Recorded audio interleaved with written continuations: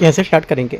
दृष्टि है इसके यहाँ पर जो बीपीएससी का टेस्ट पेपर यहाँ पर 11 रहेगा, ठीक है। 10 नंबर तक हम लोग ऑलरेडी यहाँ पर कर चुके थे, ठीक है। 10 का पार्ट 1 किया होता, सेकंड पार्ट अभी उसका बचा हुआ है, राइट। सेकंड पार्ट भी हम लोग यहाँ पर करेंगे, लेकिन जो इसका 11 नंबर है पेपर, इसको हम लोग यहाँ पर पहले करेंगे, ठीक है। तो स्टार्ट करते हैं क्वेश्चन, देखते हैं यहाँ से क्वेश्चन नंबर 1 से करेंगे। आते क्वेश्चन 1 से स्टार्ट करते हैं। और देखो इसमें यहाँ पर क्या क्या टॉपिक है, जैसे कि यहाँ पर इसमें हिस्ट्री में लेकर के एंसेंट का है, ठीक है, मेडाइवल का भी है, आर्ट कल्चर का भी, तो पूरी हिस्ट्री यहाँ पे एक तरह से देख सकते हो। यहाँ पर 150 क्वेश्चन मिलेंगे आपको। 150 के साथ ही इसमें अटैच है क्वेश्चन जनरल मेंटल एबिलिटी का, करीब 10 से 12-15 क्वेश्चन होगा, वो देखने को मिलेगा आपको, ठीक है। आते हैं, स्टार्ट करते हैं क्वेश्चन, देखते हैं यहाँ से क्वेश्चन नंबर 1 से आते हैं। क्वेश्चन 1 यहाँ से इसमें बोला है कि जो श्रीलंकाई साहित्य है उसके संबंध में आपको विचार करना है कि इसमें मौर्यकालीन इतिहास को समझाने के लिए यहाँ पर स्रोत कौन से होंगे ये बताना है, ठीक है। तो यहाँ से जो पहला हो जाएगा, इसमें दीपवंश बोला है, महावंश, मुद्रा राक्षस और इंडिका। करेक्ट आंसर क्या होगा? करेक्ट आंसर हो जाएगा यहाँ से, इसका सही आंसर होगा इसमें, देखो एक तो दीपवंश और महावंश श्रीलंका, और जो इसकी बौद्ध इतिहास उसकी ग्रंथियाँ हैं जिसमें से मौर्य वंश के बारे में जानकारी दी गई है। और मुद्रा राक्षस क्या है? एक यहाँ पर संस्कृत नाटक है, इंडिका में गजनी लिखी गई है, ठीक है। तो यहाँ पे सब याद रखना है। तो आंसर यहाँ से 1 और 2 सिर्फ करेक्ट होगा, 1 2 ए यहाँ से करेक्ट आंसर है, ठीक है। क्वेश्चन नंबर 2,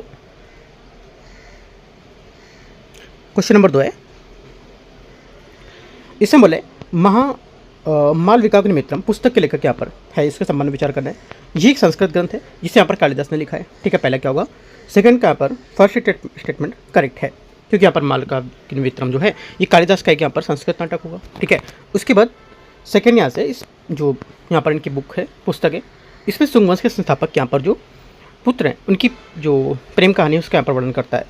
सेकंड बात भी इसका करेक्ट बताता है, ठीक है। दोनों बातें यहाँ से इसकी सही है। आंसर क्या होगा? सी यहाँ से भी करेक्ट आंसर होगा। क्वेश्चन नंबर 3 है, भारतीय इतिहास के यहाँ पर संबंध में निम्नलिखित में से कौन यहाँ पर भविष्य का बुद्ध को लेकर के जो संसार को बचाने के लिए यहाँ पर प्रकट होगा, कौन होगा? आंसर तीसरे का क्या होगा? देखो जो बौद्ध परंपरा है उसके अनुसार मैत्रेय भविष्य के बुद्ध हैं, ऐसा माना जाता, ठीक है। और यहाँ पर जो इसमें जो भविष्य थे उसके प्रकट होने को लेकर के शुद्ध धर्म का जो रिलीजन था वो काफ़ी यहाँ पर प्योरिटी को लेकर के बताता था, ठीक है। और इनका यहाँ पर उपदेश जैसे थे उपदेश देते थे, कुछ यहाँ पर कि जो ये बताते थे उस टाइप पे करते थे कि इनको यहाँ पर जो संसार को बचाने के लिए क्या क्या करना है ना। तो यहाँ पर ये इनका एक तरह से धर्म को लेकर के प्यूरीफाई करने को लेकर के उपदेश देते थे, राइट। तो यहाँ पर क्या होगा? जो आंसर उसका हो जाएगा मैत्री करेक्ट होगा, ठीक है। मैत्री यहाँ से इसका भविष्य के यहाँ पर एक तरह से यहाँ पर जो बुद्ध थे उनसे रिलेटेड थे, राइट। सी नंबर करेक्ट है। क्वेश्चन 4, इसमें बोले कि जो निम्नलिखित जानकारी है उस पर यहाँ पर आपको देखने की कौन सा इसमें सही होगा, है ना। विनय पिटक है, त्रिपिटक और यहाँ पर विवरण जो इसके हिसाब से।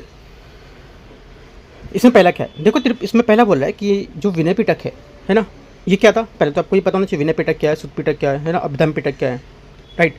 तो जो हमारे बुद्धिस्ट थे उनके यहाँ पर जो शिक्षाएँ थी, इनसे रिलेटेड जो एजुकेशन थे, ठीक है, इनके जो यहाँ पर प्रवचन थे, उपदेश हो देते थे, राइट। और इनके जो यहाँ पर संघ होते थे, यूनिटी होती थी, उसमें सबकी बातें बताते थे। जैसे कि यहाँ पर जो विनय पिटक है इसमें यहाँ पर क्या था कि जो यूनिटी संघ थे उनके रहने वाले जो भिक्षु थे, है ना, जो यहाँ पर उनके जो पुअर्स यहाँ पर जो लग रहते थे, ठीक है, इनके जो बिगर्स रहते थे, राइट, भिक्षु और भिक्षुड़ी जो थे उनके लिए यहाँ पर एक रूल बनाते थे, रूल या यहाँ पर इनके कुछ शासन रहते थे, उसके अकॉर्डिंग यहाँ पर था। और सुत पिटक में क्या था कि उनके बुद्ध उपदेश के जो प्रवचन होते थे उसमें जिसमें शिष्यों के साथ संवाद भी शामिल रहता था, बातचीत शामिल रहता था, ठीक है, जिसमें यहाँ पर इनकी नैतिकता होती थी, ध्यान और यहाँ पर बुद्ध की जो शिक्षा प्रसार करते थे। और अभिधम पिटक में इनकी बुद्ध की शिक्षाओं का दार्शनिक मनोवैज्ञानिक विश्लेषण प्रस्तुत करते थे। तो जो आंसर हो जाएगा सभी इसका करेक्ट है, ठीक है। देखो इनको डीप से अगर अच्छे से करोगे तो चीज़ें समझ पाओगे। अगर रटोगे कि सोचोगे कि त्रिपिटक में क्या था, है ना, सुत में क्या था और जो अभिधम में उसमें क्या था, तो यहाँ पे नहीं याद होंगे, आपको लर्न नहीं होंगे इससे अच्छे से, ठीक है। तो चीज़ों को समझ के करोगे तो यहाँ पे अच्छे से आपको समझ आ सकता है। क्योंकि जो बीपीएससी है ना, आप बीपीएससी दोगे और यूपी पीसीएस भी एग्जाम होगा कि आप मतलब आप लोग दोगे, तो उनसे क्या है कि क्वेश्चन सेम नहीं पूछेगा, चीज़ों को घुमा देगा। डीप में पढ़ोगे तो चीज़ें आप कर पाओगे, जैसे यूपी पीएससी में इस बार किया हुआ था। क्वेश्चन नंबर 5 आते हैं।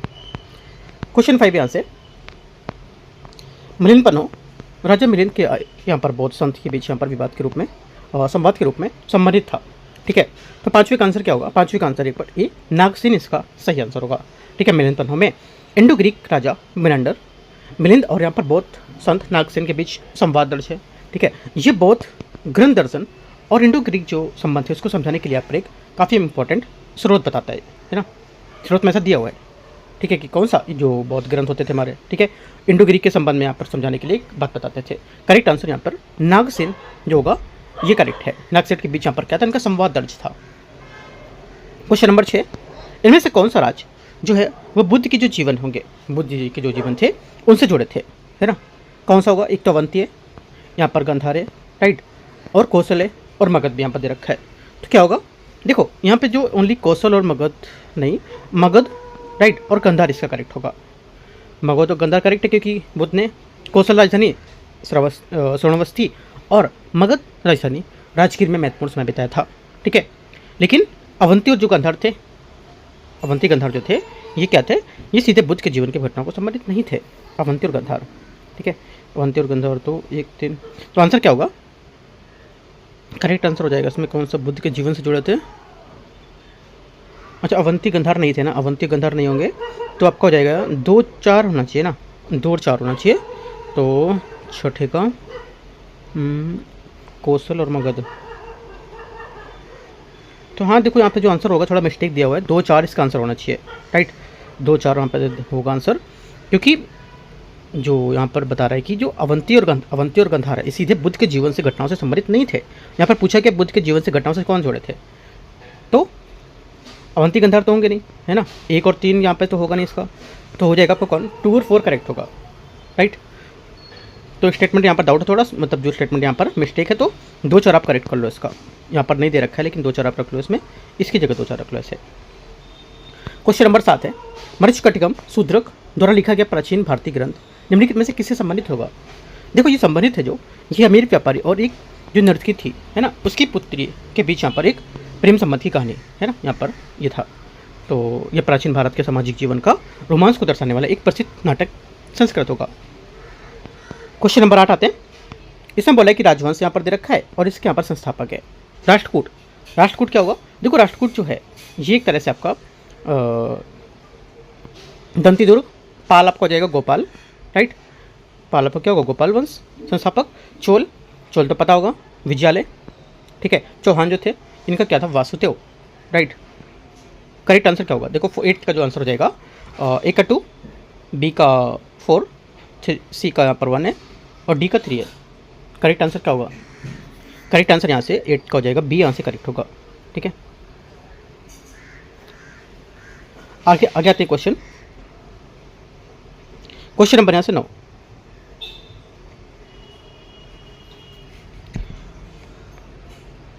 आठवें का बी करेक्ट है।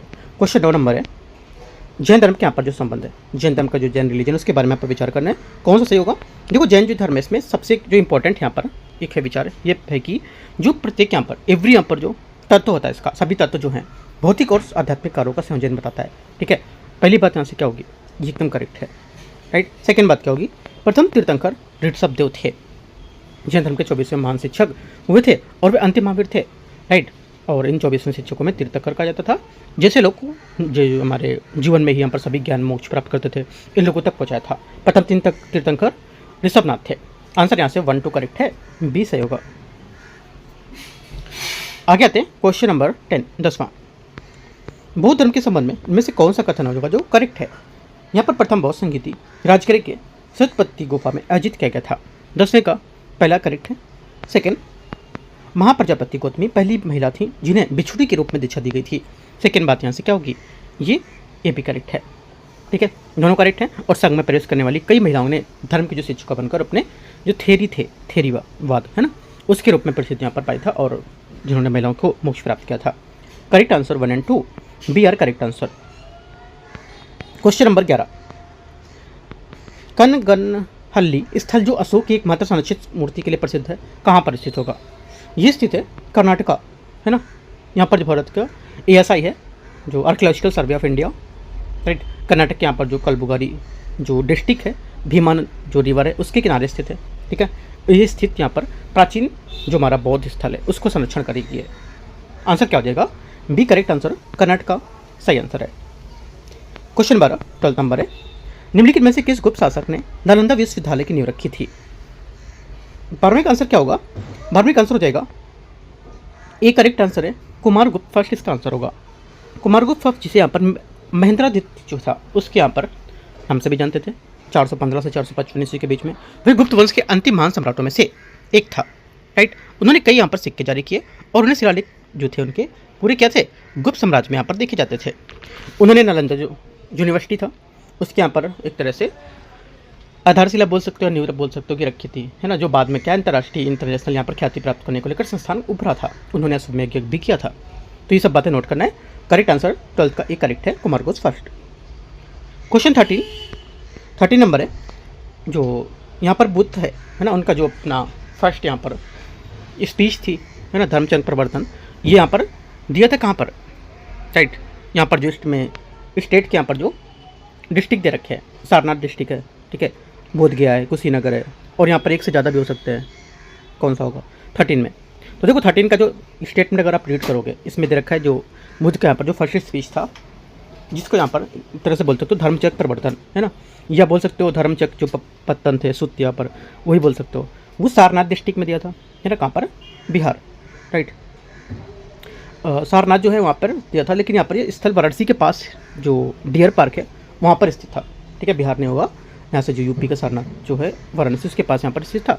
और ये जो यहाँ पर इनके स्पीच थे उसमें यहाँ पर 4R सत्य बताते थे, है ना, कौन कौन से, जैसे कि यहाँ पर इनकी अष्टांगिक मार्ग की स्थापना करना, राइट, ये सब को लेकर के।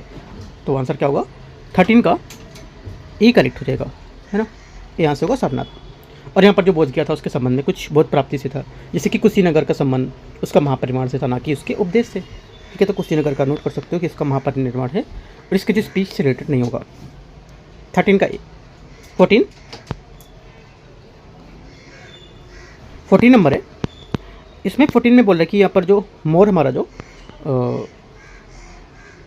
एडमिनिस्ट्रेशन था उसके यहाँ पर अकॉर्डिंग टू कौन सा यहाँ पर करेक्ट नहीं है, कौन यहाँ पर इसमें से करेक्ट नहीं बता रहा है, कौन सा गलत है ना, कौन सा रॉन्ग आंसर है इसमें से जो मैचिंग कर रहे हैं वो 1 2 3 4 दिया ABCD में, है ना।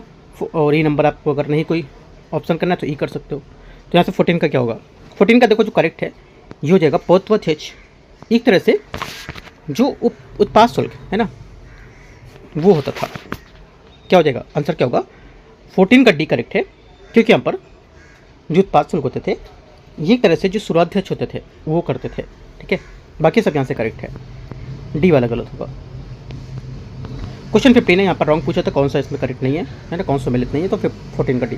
15 नंबर है 15, इनमें से बोले कि यहाँ पर जो संवत है ना, ये कब यहाँ पर स्टेब्लिश किए गए थे बताना है, और किसके द्वारा किए गए थे, कौन यहाँ पर इसने था जिसने यहाँ पर मोर जो शक संवत है उसको स्टेब्लिश किया था। 15 का करेक्ट आंसर होगा यहाँ से कनिष्का, ठीक है, कनिष्का यहाँ पर करेक्ट होगा 78 to 120 BC, right. Correct answer क्या होगा डी यहाँ से करेक्ट है 15 का। इन्होंने क्या किया, वे किसान जो कुषाण थे वे महत्वपूर्ण के शासक थे और उनको शक संवत को लेकर के स्थापना की थी, और जिसकी शुरुआत कब थी 78 ईस्वी से होती थी, और ये वर्तमान संवत भारतीय सरकार जो थी उसके द्वारा प्रयोग किया जाता है। और 78 ईस्वी में सारनाथ में पाए गए एक काफ़ी बहुत शिलालेख को अंकित किया गया था इसमें। क्वेश्चन 16 नंबर 16, 20 नगर स्तंभ शिलालेख निम्नलिखित में से किसने स्वयं को भागवत के रूप में वर्णित किया था। 16 का आंसर हो जाएगा आंसर डी, ये हेलियोडोरस इसका सही आंसर होगा। इस शिलालेख में वे स्वयं को भागवत के रूप में वर्णित करते थे, जिसका अर्थ होता है कि भगवान कृष्ण और गरुण का उपासक, और ये घोषणा करते हैं कि जो इनके उस देवता थे इनको सम्मान में स्तंभ के रूप में स्थापित करना, ठीक है। 16 का डी करेक्ट होगा। 17 नंबर है, भारत ग्रीक शासक मिनांडर के संबंध में कौन सा यहाँ पर सही होगा। 17 में देखो यहाँ पर जो करेक्ट है, एक तो मिनांडर की जो कैपिटल है, ठीक है, ये साकल में थी, है ना। तो 17 का पहला स्टेटमेंट यहाँ से तो करेक्ट हो जाएगा। सेकंड क्या होगा, सेकंड बोला कि यहाँ पर जो बौद्ध रिलीजन थे इनमें मिलियन पन्हो मिलियन, एंड यहाँ पर जो नागसेन थे इनके बीच यहाँ पर एक फिलोसफिकल को लेकर के चर्चा होती रहती थी, दार्शनिक यहाँ पर सब जो चर्चा थी होती रहती थी।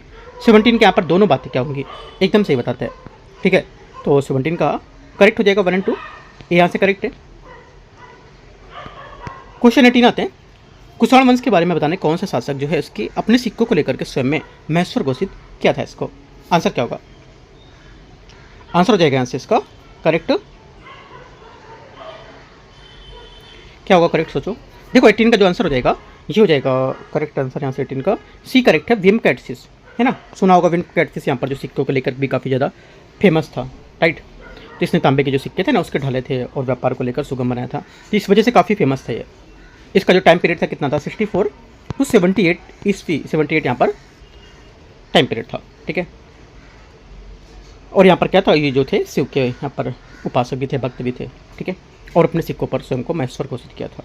क्वेश्चन पूछ सकता है, क्वेश्चन कई बार पूछा ऐसा कि जो इनमें से कौन ऐसा जो शासक था जिसने यहाँ पर अपने सिक्कों पर खुद को महेश्वर या शिव भक्त के परम घोषित किया था, तो क्या होगा। बहुत जगह लोग करेंगे कि क्या जो गुप्त शासक थे वो, है ना, या कनिष्क है या वो, तो क्या होगा आंसर इसका सही, भीम कैटफिश करेक्ट आंसर है। क्वेश्चन 19 आते हैं। क्वेश्चन नंबर 19 है, देखो आज यहाँ पर बिहार का कोई पेपर है आज, है ना, बीपीएससी को लेकर के कोई पेपर है, तो अगर कोई किसी ने दिया होगा पेपर तो मुझे टेलीग्राम पर शेयर करना पेपर वो, ठीक है। आगे आते हैं क्वेश्चन 19 नंबर, गौतमीपुत्र सतकर्णी द्वारा यहाँ पर संबंधित नासिक अभिलेख निम्नलिखित में से किस भाषा में लिखा गया था, इनमें से यहाँ पर किस लैंग्वेज में यहाँ पर लिखा था। ये देखो, एक तो नासिक अभिलेख है जो ये आपको जाएगा 19 का प्राकृत जो लैंग्वेज होती है हमारी, ठीक है, उसमें यहाँ पर था। ये लगभग 106 ईस्वी से 130 ईस्वी के बीच में उपलब्धि को उल्लेख मिलता है इसमें, ये प्राकृत भाषा में था। और दूसरी बात यहाँ पर इसे गौतमीपुत्र सतकर्णी की माता गौतमी बाल श्री द्वारा स्थापित कराया गया था। क्वेश्चन 20, इनमें से यहाँ पर देखना है कौन सा यहाँ पर करेक्ट होगा, मैच करना है। जो यहाँ पर संगम युग की यहाँ पर भूमि के प्रकार कौन कौन से होंगे, वो कुरुंजी जो होगा ये क्या है, ये एक तरह से देख सकते हो, इनका टाइप पूछेंगे ना, टाइप पूछेंगे तो एक तरह से ये पहाड़ी क्षेत्र है ना, जो यहाँ पर हिल्स एरिया होते हैं वो हैं। अगर इनके यहाँ पर पूछोगे कि इनके यहाँ पर जो गॉड्स थे कौन थे, गॉड्स यहाँ पर मुरुगन थे, राइट, तो गॉड्स का नहीं पूछा लेकिन बता देता हूँ। कुरुंजी जो थे ये पहाड़ी क्षेत्र था और इनके जो देवता थे वो मुरुगन होते थे। पहले एक तरह से क्या था, रेगिस्तान, और यहाँ पर उनके जो देवता थे कोरवाई, है ना, पहले क्या था, रेगिस्तान, मरुस्थल हो गया, हाँ ठीक है। और मुल्ले क्या थे, पशुपालक भूमि होते थे एक तरह से, और इनके देवता क्या थे, ये मयोन या विष्णु मानते थे, ठीक है। नियदल क्या थे, तटीय क्षेत्र होता था, और वरुण थे ना। करेक्ट आंसर ये, आंसर क्या होगा, 20 का पी करेक्ट है। 21 नंबर है, पांड्य साम्राज्य थे उसका प्रतीक क्या था, इसका प्रतीक था यहाँ पर मछली, है ना, फिश, यहाँ पर इसका एक तरह से स्लोगन या बोल सकते हो इसके सिंबल था, ठीक है। करेक्ट आंसर क्या होगा, 21 का ए करेक्ट हो जाएगा। आगे आते हैं। और जो चोल था, चोल का क्या था, बाघ था, और चेर जो थे उनके क्या था, धनुष था, तो नोट भी कर सकते हो। 22 नंबर, मरुत्तर काल के श्रेणी का या गिल्ड थे, मरुत्तर काल में श्रेणी या गिल्ड थे कौन, ये होते थे, कौन होते थे, ये होते थे व्यापारी का एक वर्ग होता था, समूह होते थे। 23, इनमें से कौन सी पुस्तक वारामिहिर द्वारा लिखी गई थी, 23 का करेक्ट आंसर हो जाएगा, पंच सिद्धांति का इसका करेक्ट आंसर होगा, है ना, 23 का। 24 है, यहाँ पर है कि जो अजंता यहाँ पर गुफा है, अजंता यहाँ पर जो केव्स है, राइट, इनकी जो चट्टानों काट कर बनाए गए बौद्ध विहार है उसको चैत्य के वाकाटक राजा के संरक्षण में बनाए गए थे, राइट। तो क्या होगा आंसर इसका, करेक्ट आंसर 24 का हो जाएगा, से सी हरिसेन यहाँ से करेक्ट आंसर होगा, ठीक है।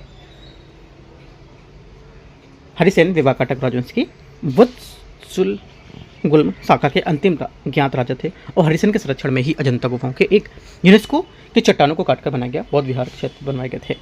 आगे क्वेश्चन 25 है, गुप्त साम्राज्य के निम्नलिखित प्रशासनिक विभाजन को उनके विचार करना है और छोटी इकाई को बड़ी इकाई के क्रम में इनको सेट करना है, ठीक है। कौन सा होगा 25 में, देखो जो पहला हो जाएगा यहाँ से क्या होगा, एक तो हो जाएगा आपका ग्राम, पहली बात पे, ठीक है। उसके बाद क्या होगा, फोर्थ मतलब विधि, उसके बाद आपका हो जाएगा 3rd नंबर मतलब विषय, उसके बाद फर्स्ट आ जाएगा आपका क्या, भुक्ति।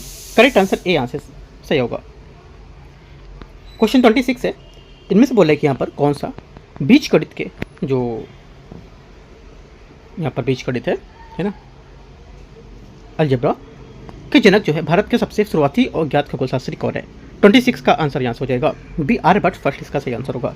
उन्हें बीज गणित के जनक और भारत के सबसे शुरुआती खगोलशास्त्री के रूप में जानते थे, राइट। और उन्होंने 2 खगोलीय ग्रंथ लिखे जिनका नाम आर्यभट्टीय और आर्यभट्ट सिद्धांत था। ये सूर्य सिद्धांत जिसमें साइन की सारणियाँ शामिल है, वह भी उन्हीं के द्वारा लिखा गया था। क्वेश्चन 27 यहाँ से देखते हैं, निम्नलिखित में से कौन यहाँ पर 16 महाजनपदों में से एक नहीं है। 27 का आंसर क्या होगा, कौशाम्बी नहीं है ना, क्योंकि 16 महाजनपद जो थे उसमें काशी, कौशल, मगध, अंग, बच्ची, मल, है ना, चेदी, वत्स, कुरु, कंचाल, मच्छ, सूरसेन, अस्मक, अवंती, गंधार, है ना, और कम्बोज, ये सब शामिल थे। राइट। तो लेकिन यहाँ पर 16 महाजनपद, उसमें सबसे शक्तिशाली बनकर उभरा था मगध, ठीक है, और कौशाम्बी वंश की कैपिटल थी, इसमें यहीं गिना था इसको। आंसर डी करेक्ट हो जाएगा। 28 नंबर, 28 है जो यहाँ पर कॉलम 1 है, कॉलम 2, ठीक है, इसको देखते हैं। महाजनपद में अधिकारी थे और इससे संबंधित कार्य कौन कौन से होते थे। पहली बात यहाँ पे हो जाएगा व्यवहारिक का न्याय, न्याय व्यवहारिक, ठीक है। सर्वार्थ प्रशासन को जो थे वो सर्वार्थक जो थे, ये क्या हो जाएंगे, सर्वार्थक एक तरह से हो जाएंगे आपके क्या, समान प्रशासन, ठीक है। जो गणक होते थे, ये क्या थे, गणक एक तरह से मुख्य लेखाधिकारी मान सकते हो, राइट। और जो भागादुग थे, ये क्या था, ये भागादुग जो थे भाग का संग्रह एक तरह से मानते थे। कुछ वर्ड इनके देखो, इनके जो वर्ड है ना, बोलने से ही समझ आ रहा है कि क्या यहाँ पर होगा, रटने की जरूरत नहीं है इसमें। 28 का यहाँ से क्या होगा, बी करेक्ट है। 29 नंबर है, तांडव नृत्य मुद्रा नटराज की मूर्ति निम्नलिखित में से किस साम्राज्य से संबंधित है। 29वें का 29 का आंसर होगा सी, चोल साम्राज्य, इसका सही आंसर होगा। चोल मूर्ति कला के एक यहाँ पर इंपॉर्टेंट जो नमूना था, इंपॉर्टेंट यहाँ पर जो काम था इनका, तांडव नृत्य मुद्रा में नटराज की मूर्ति। हालांकि यहाँ पर जो नटराज की सबसे पुरानी जो ज्ञात मूर्ति है, इसे एहोल की रावण फाड़ी गुफा में खुदाई के दौरान यहाँ पर मिली थी, ठीक है, और चालुक्य शासनकाल के दौरान बनाई गई थी, लेकिन इसकी मूर्ति कला ने चोलों के दिन अपनी ऊंचाई को छुआ था। सी करेक्ट होगा। 30 नंबर है, निम्नलिखित में से कौन सी रचना बाणभट्ट द्वारा लिखी गई है। 30 का करेक्ट आंसर होगा क्या, करेक्ट आंसर हो जाएगा हर्षचरित और पार्वती परिणय, इसका आंसर होगा 30 का 1 2 करेक्ट है। ए यहाँ से क्या होगा, सही आंसर है, ए नहीं डी करेक्ट है। 30 का 1 2 करेक्ट है तो डी करेक्ट होगा।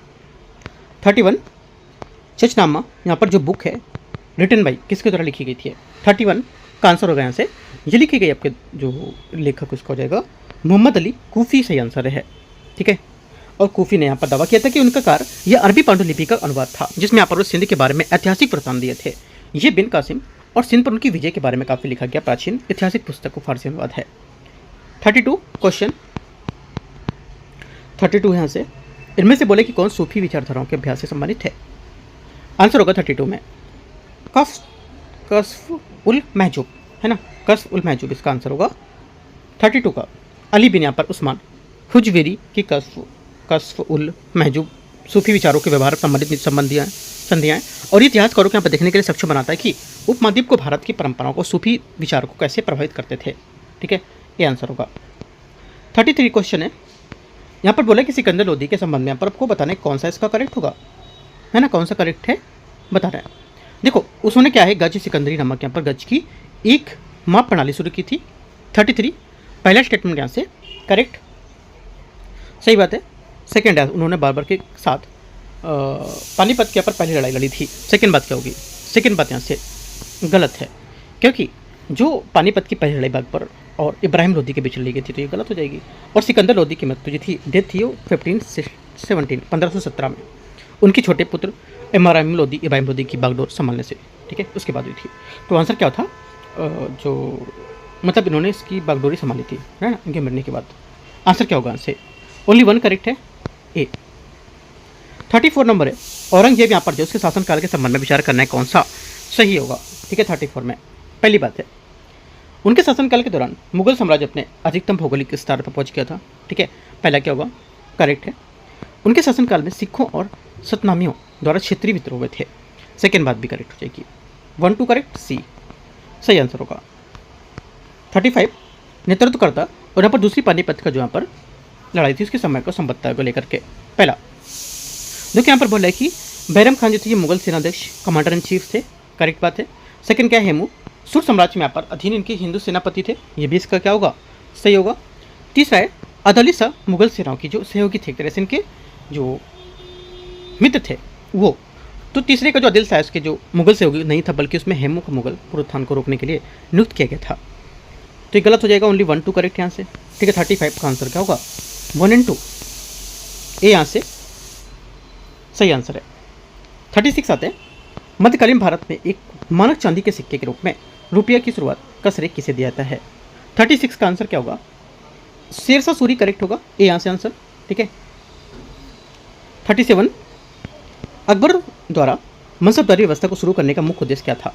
मुख्य उद्देश्य था कि जो सैन्य प्रशासन है उसको केंद्रीकृत करना और सेना का भरण पोषण करना। बी क्या होगा, इसका सही आंसर है कौन सा, 37 का बी करेक्ट है। आगे आते हैं 38 नंबर क्वेश्चन। सल्तनत यहाँ पर जो टाइम पीरियड था उसके दौरान दीवाने इंसाफ इनका यहाँ पर मुख्य जो कार्य होता था क्या होता था वो बताना है। इनका मुख्य कार्य होता था क्या? 38 का आंसर हो जाएगा कि शाही पत्राचार का मसौदा तैयार करना और संचार को बनाए रखना। 38 का सी यहाँ से सही आंसर होगा, क्योंकि दीवान इंसाफ दिल्ली सल्तनत के काल के दौरान शाही पत्राचार का एक प्रमुख विभाग था।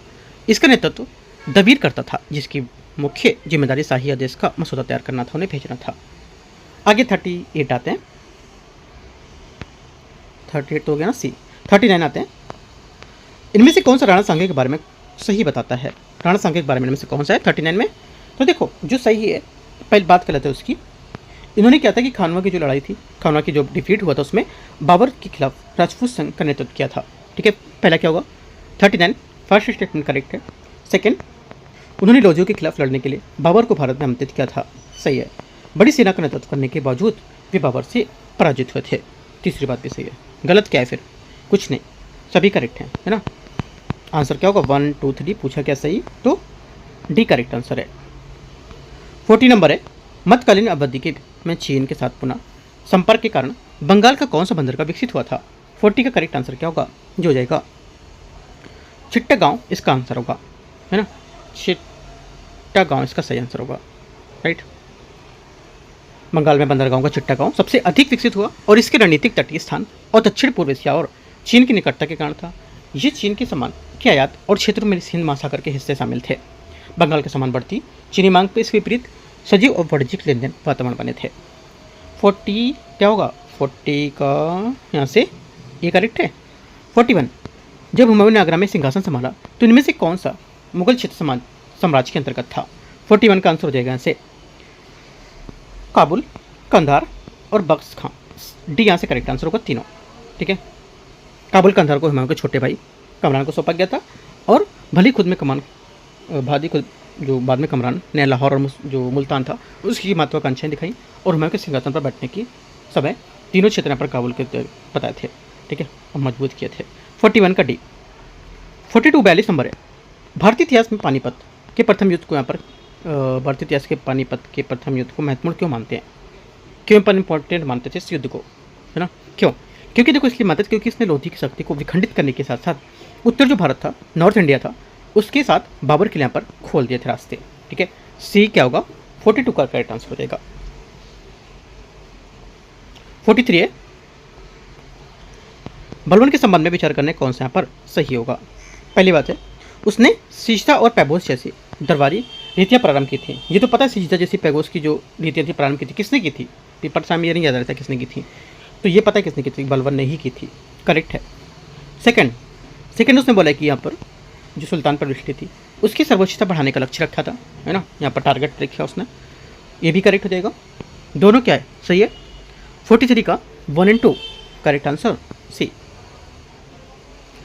42 आते हैं 42 नंबर, 42 कह रहा हूँ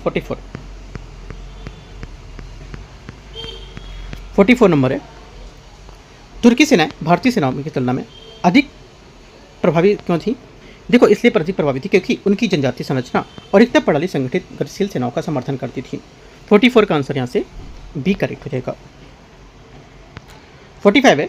निम्नलिखित में से कौन सा शासक मध्यकालीन भारत में तुर्की विजय जो विजय थी उसके वास्तविक समेकन के रूप में जाना जाता था? कौन? आंसर 45 हो जाएगा, ये जाना जाता सी इल्तुतमिश इसका आंसर होगा। उसने विद्रोह के दबाने और बाहरी खतरों जैसे जो मंगोल को उसको रोकने के लिए पर दिल्ली को राजधानी बनाने का सफलता प्राप्त किया था, और उसकी सबसे बड़ी उपलब्धि थी कि अब्बासी खलीफा और औपचारिक मान्यता प्राप्त करना था जिससे शासन को वैधता दी थी। इल्तुतमिश ने ही स्थिर प्रशासनिक प्रणाली स्थापित की थी और इक्तदारी प्रणाली को संगठित भी किया था और स्थायी सेना का निर्माण भी किया था। तो एक्स्ट्रा पॉइंट आपको क्या नोट करते चलना है, ठीक है। 46 नंबर है। यहाँ पर त्रिपक्षीय जो संघर्ष है उसके बारे में देखना है। ये मुख्य रूप से क्या है, जो रणनीतिक शहर थे इनके लिए, जैसे कि यहाँ पर आप मान सकते हो कि जो हमारा कन्नौज का डिस्ट्रिक्ट है, ठीक है, और इसमें संघर्ष रहता था। 46 का पहला करेक्ट है। त्रिपक्षीय संघर्ष प्रतिहारों, राष्ट्रकूट और पालों के बीच हुआ था। सेकंड बात क्या होगा? करेक्ट है भी, है ना। और इस शक्ति को सोन क्षेत्रीय राज्यों जैसे कि चोल और राजपूत साम्राज्य के उदय का मार्ग प्रशस्त किया था। दोनों बातें करेक्ट है, आंसर यहाँ से सी करेक्ट हो जाएगा। 47 पालों के सांस्कृतिक योगदान के बारे में विचार करना है। पाल कला शैली नेपाल और तिब्बती बौद्ध कला पर प्रभाव डालती थी। 47 पहला स्टेटमेंट यहाँ से करेक्ट है। सेकंड, पालो ने संस्कृत को सख्ती से रोका और केवल प्राकृत को ही बढ़ावा दिया था। ये बात यहाँ से गलत हो जाएगी, क्योंकि पाल ने संस्कृत के साथ साथ पाली प्राकृत को भी संरक्षक में रखा था। और विक्रमशिला, नालंदा जैसे यहाँ पर जो प्रमुख यहाँ पर बौद्ध के एक क्षेत्र थे, इनको संस्कृत में रचे गए थे, न केवल भारतीय भाषाओं या स्थानीय भाषाओं में। ठीक है, 1 सिर्फ करेक्ट होगा, 2 गलत है। 48, मुगल काल में आराम और मनोरंजन के लिए डिजाइन किया गया पंचमहल नामक मंजिला महल कहाँ निर्माण किया था? करेक्ट आंसर क्या होगा 48 का? सी करेक्ट है, फतेहपुर सीकरी इसका सही आंसर होगा। इस परिसर की सबसे भव्य इमारत जामा मस्जिद का उसका प्रवेश बुलंद दरवाजा होगा, या लोफ्टी गेट, जहाँ प्रवेश द्वार की ऊंचाई 176 फीट 176 फीट है, और इसे अकबर की गुजरात विजय की स्मृति में बनाया गया था। ये सब याद रखना है। क्वेश्चन नंबर 49, इनमें से किसने भागवत गीता उपनिषद को फारसी में अनुवाद किया था? 49 करेक्ट आंसर, दारासी को सही आंसर होगा। ठीक है, क्वेश्चन नंबर 50, मध्यकालीन भारत में गुलाम वंश का संस्थापक कौन था? गुलाम वंश के यहाँ पर जो नींव रखी थी, किसने रखी थी? संस्थापक कौन था इसका? ठीक है, आंसर हो जाएगा कुतुबुद्दीन ऐबक, सही आंसर होगा। 1206 में अपनी यहाँ पर स्वतंत्रता की घोषणा को दिल्ली में मामलुक या गुलाम वंश की स्थापना की थी, और उसने लाहौर में अपनी जो कैपिटल है वो यहाँ पर रखी, और उत्तर भारत नॉर्थ इंडिया में एक यहाँ पर जो काफ़ी मजबूत केंद्रीकृत प्रशासन का नींव रखी थी। उसने यहाँ पर कुतुब मीनार का जो काम था, निर्माण था, वो भी कराया था। ठीक है, कि वो तो इस्लाम मस्जिद का निर्माण कराया, जो भारत के प्रारंभिक इस्लामी वास्तुकला का प्रतीक है। क्वेश्चन पूछ लेगा सिंपल सा, इनमें से कौन सा भारत का प्रारंभिक जो इस्लामिक जो वास्तुकला उसका प्रतीक कौन है ना? 4 ऑप्शन दे देगा तो बताना क्या होगा, याद रखना है। इस वजह से कहता हूँ सिर्फ क्वेश्चन पर डिपेंड मत रहो और चीज़ों को और डीप में पढ़ो। ठीक है, 50 का आंसर डी करेक्ट है। 51 है, तारीख ए मुबारक सही के लेखक कौन है? करेक्ट आंसर 51 का डी, यमहा बिन Ahmad Sirhindi, D correct answer हो जाएगा 51 का। यमहा बिन सरहिंदी 15वीं शताब्दी के भारत के राजनीतिक और आर्थिक प्रशासनिक पहलुओं के बारे में महत्वपूर्ण जानकारी प्रदान करती है। आपको ये स्टेटमेंट देगा क्वेश्चन घुमाने के लिए, कैसे देगा? यमहा बिन अहमद सरहिंदी ने 15वीं शताब्दी में भारत के राजनीतिक पहलुओं के बारे में काफ़ी महत्वपूर्ण जानकारी दी, जबकि यहाँ पर प्रशासनिक पहलुओं के बारे में इसने इसको कम या फिर इससे अधिक जानकारी को बताया, ऐसे करके देगा। लेकिन ऐसा कुछ नहीं है, सबको बराबर है रखा, राजनीतिक, आर्थिक और प्रशासनिक पहलुओं पर एक साथ यहाँ पर जानकारी प्रदान की थी। तो ये स्टेटमेंट आपको ध्यान रखना है। ठीक है, पहली बात क्या होगी? पहला नहीं, मतलब जो डी स्टेटमेंट है करेक्ट हो गया यहाँ से। 52 इनमें से कौन सा ग्रंथ अमीर खुसरो से संबंधित नहीं है? 52 का आंसर हो जाएगा इंसा ए महरू, करेक्ट आंसर हो जाएगा। ये फारसी पन्नों पर संग्रह जिसे अमीर खुसरो ने नहीं लिखा, बल्कि यहाँ पर किसी अन्य लेखक ने लिखा था। खुसरो के प्रसिद्ध ग्रंथ में किरण, उस सादिन, मिफ्ता उल फतू और तुगलकनामा शामिल था। तूती ए हिंद, जो इंडियन ऑफ पैरेट बोलते थे, भारत का तोता, इसके रूप में फेमस था। ठीक है, और इसने यहाँ पर इंडो फारसी साहित्य जो थी, लिटरेचर और यहाँ पर संगीत, म्यूजिक को यहाँ पर अधिक योगदान दिया था। 52 का ए। 53 दिल्ली सल्तनत के किस सुल्तान ने सिकंदर सानी जो थी उसकी उपाधि ग्रहण की थी? आंसर यहाँ से बी, अलाउद्दीन खिलजी क्या होगा? करेक्ट होगा से आंसर इसका। ठीक है, उसने मंगोल आक्रमण के खिलाफ भारत की सफलतापूर्वक जो रक्षा था उसको, साम्राज्य को विस्तार दक्कन तक किया था। ठीक है, 54 आते हैं। 54 है, क्या कारण था कि इतिहासकार अल-बरूनी ने भारत में दिल्ली सल्तनत को एक वास्तविक इस्लामी राज्य नहीं माना था? कुछ कारण था इसका, है ना? क्या कारण था? कि देखो, ये कारण था कि उसने उस समय अधिकांश आबादी इस्लाम का पालन नहीं करती थी, ये कारण था इसका। डी करेक्ट आंसर 54 का। 55 इल्तुतमिश ने किस वर्ष उज्जैन पर आक्रमण किया था? 55 हो जाएगा डी, 1234 में।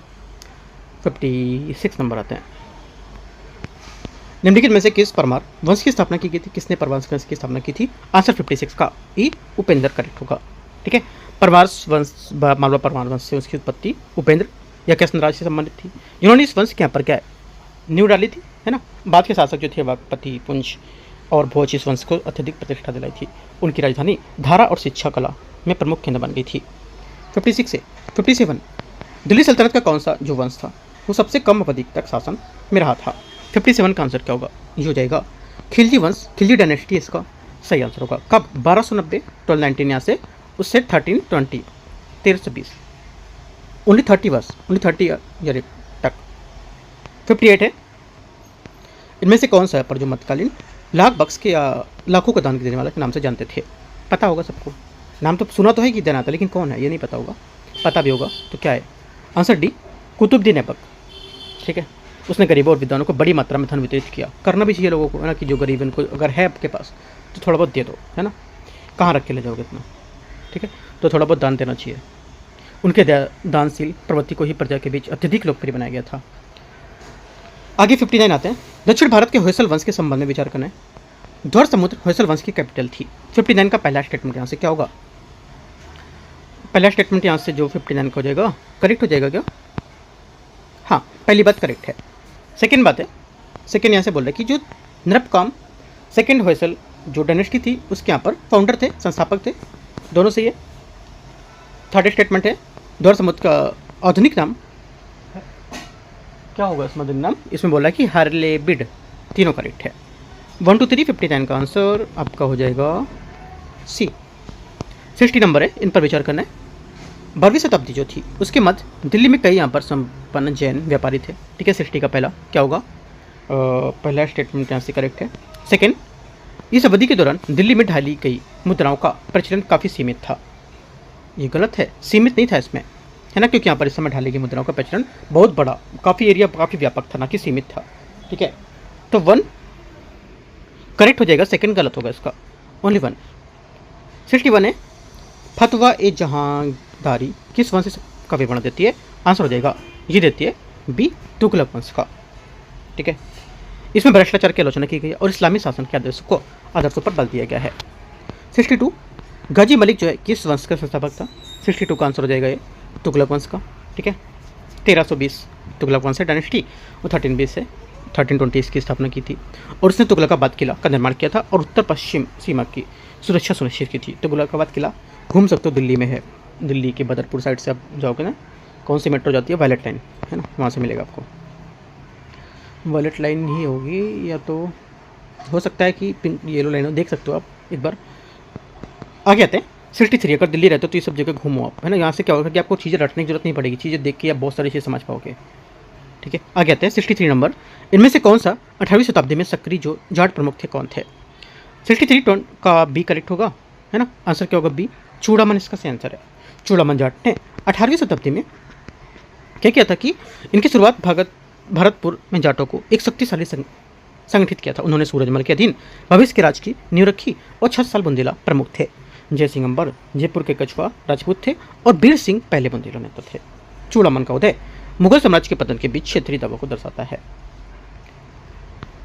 64 है, उत्तरकालीन मुगल साम्राज्य थे, मुगल में जजिया कर को पहले किसने समाप्त किया था? 64 का आंसर हो जाएगा बी, जहांदार शाह इसका सही आंसर होगा। क्वेश्चन नंबर आ गया 67 65 64 का 65 है। 65 यहाँ पर है, इसमें बोलता यहाँ पर जो है जो बाबर है, ठीक है, इसके यहाँ पर कि जो इच्छा थी इसके बोलते थे उसके अंत में क्या इच्छा अनुसार उससे अंततः कहाँ दफनाया गया था? राइट, ये बोल सकते हो। तो कहाँ पे था? ये हो जाएगा काबुल, है ना। 1530 में मृत्यु के बाद उसे संस्थापक बाबर को प्राण में आगरा में दफनाया गया था, जिसे अपनी राजधानी के रूप में विकसित किया गया था। बाद में उसकी व्यक्तिगत इच्छा अनुसार उसके अवशेष काबुल स्थानांतरित कर दिए गए थे। ये चीज़ याद रखना है, अवशेष काबुल स्थानांतरित किए गए थे, ना कि उसको मृत्यु के बाद वहीं दफनाया गया था। ये बात इंपॉर्टेंट है, ठीक है। 66 मुगल शासक बाबर के प्रारंभ में उत्तर भारत में आक्रमण क्यों किया गया था? 66 का आंसर हो जाएगा बी, क्योंकि वे मध्य एशिया में अपनी महत्वाकांक्षी योजनाओं को पूरा नहीं कर पा रहा था। बी आंसर होगा।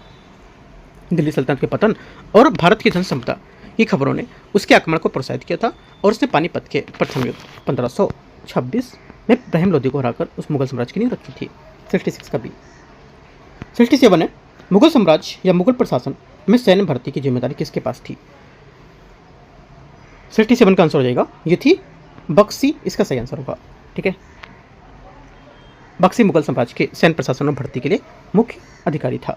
68 है, हाल ही में संयुक्त राज्य अमेरिका ने न्यू वर्ल्ड स्क्यूवर्म संक्रमण का पहला मामला सामने आया था। न्यू वर्ल्ड स्क्यूवर्म का वैज्ञानिक नाम क्या है? यहाँ पर जो आपका नाम हो जाएगा करेक्ट आंसर 68 का होगा कोलकियोमिया हेमिनिवोरेक्स, ठीक है, ये आंसर होगा। यिनियासिस नामक एक उत्पन्न कुख्यात बीमारी जो मक्खी के लार्वा से फैलती है, ठीक है। 69 नंबर क्वेश्चन है, हेमू जिसे अकबर के पानीपत के दूसरे युद्ध में 1556 में हराया गया था कौन? 69 का आंसर हो जाएगा मोहम्मद आदिल शाह का मंत्री। आगे आते क्वेश्चन।